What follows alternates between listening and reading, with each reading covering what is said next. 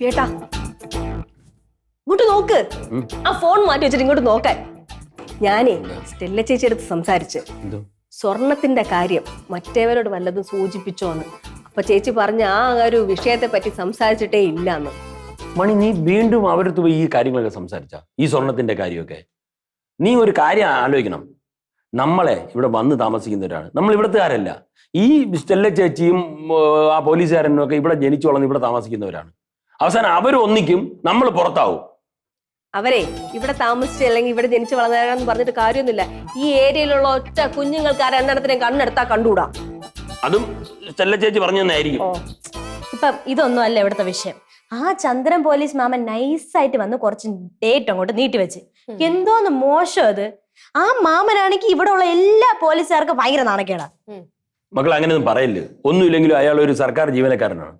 മനഃപൂർവ്വം പറയണല്ല അച്ഛാ, പറയിപ്പിക്കണല്ലേ. നമുക്കേ മാക്സിമം ഒരാഴ്ചയും കൂടി ഒന്ന് സമാധാനത്തിൽ നോക്കാം. പിന്നെ എന്നിട്ട് എന്തോന്ന് വെച്ചാൽ ആലോചിക്കാം. എല്ലാത്തിനും നിന്റെ അച്ഛനാണ് കാരണം. അവര് കാശ് ചോദിച്ചപ്പോഴേ ഇല്ലെന്ന് പറഞ്ഞിങ്ങ് പൊയ്ക്കൊണ്ടിരിക്കരുന്ന്. അപ്പൊ അവര് സ്വർണം വല്ലതും ഉണ്ടോന്ന് ഉടനെ ഇങ്ങേര് ഉണ്ട് ഇരിപ്പുണ്ടെന്ന്. നിങ്ങളല്ലാതെ ആരെങ്കിലും പറയോ? എല്ലാം കൂടെ എന്റെ തലയിലാക്കിയാ.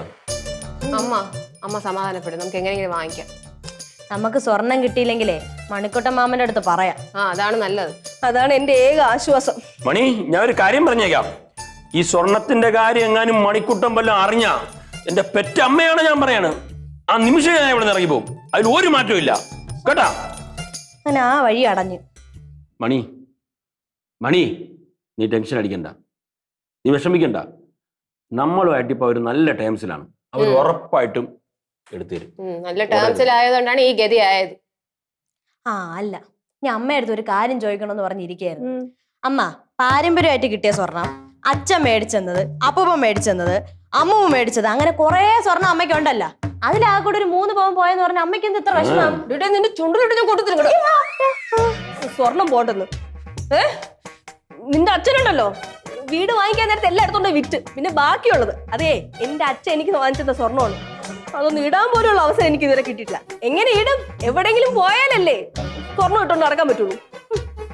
നീ ഒരു കാര്യം ചെയ്യും, നിന്റെ അച്ഛൻ വാങ്ങിച്ചതും പാരമ്പര്യമായിട്ട് കിട്ടിയ എല്ലാ സ്വർണ്ണം കൂടെ എടുത്ത് ദേഹത്തിട്ട് എവിടെയെങ്കിലും ചെല്ല്. ആ ജംഗ്ഷനിൽ ചെന്ന് നില്ല്, ആൾക്കാർ കാണട്ടെ. അയ്യേ, ആ ജംഗ്ഷനിൽ നിന്നിട്ട് കാര്യമില്ല. ഏതെങ്കിലും അമ്പലപ്പറമ്പിൽ ഉത്സവത്തിന് നെറ്റിപ്പട്ടം കെട്ടി നിൽക്കും പോലെ നിൽക്കും അമ്മ. ആ ആഭരണം മുഴുവൻ ഇട്ട് കഴിഞ്ഞ ആനയെ പോലെ. മക്കളായ അടങ്ങി നിന്നോളണം. കൂടാവല്ലേ അമ്മ. അമ്മ ഒന്ന് കൂളാക്കാൻ വേണ്ടി ഞാൻ തമാശ അടിച്ചല്ലേ. കൂളാക്കാൻ തമാശ